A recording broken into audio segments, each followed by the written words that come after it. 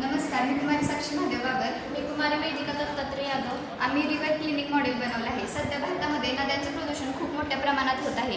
नद्या या भारताच्या जीवनवाहिन्या आहेत, त्यामुळे आपल्याला याचं प्रदूषण रोखणं खूप गरजेचं आहे. सध्या लोक काय करतात, प्लास्टिक, कचरा किंवा रॅपर्स, बॉटल्स या सर्व नद्यात किंवा तलावात फेकतात. यामुळे तेथील जलचरांना ऑक्सिजन घेता येत नाही, त्यामुळे जलचर खूप मोठ्या प्रमाणात मृत होत आहे. त्यामुळे आपल्याला या कचऱ्याचे नियंत्रण करणे खूप गरजेचं आहे. त्यासाठी आम्ही हे रिव्हर क्लिनिंग मॉडेल बनवलं आहे. तर हे मॉडेल हे पाण्यावर फ्लोटिंग होणार आहे, त्यामुळे आम्ही इथे खाली एअर ट्यूब्स बसवलेले आहेत. आपण इथे फिजिक्सचं रोटेशनल मोशन हे प्रिन्सिपल वापरलेलं आहे. आपण इथे 2 ट्यूब्स लावलेले आहेत आणि 2 मोटर इथं जोडलेले आहेत, ज्याचं कनेक्शन बॅटरीला आहे, जेणेकरून हा फ्लोटिंग कचरा फ्लोट होऊन इथे कलेक्ट होऊ शकतो. तर आता आम्ही या मॉडेलचं वर्किंग दाखवतो.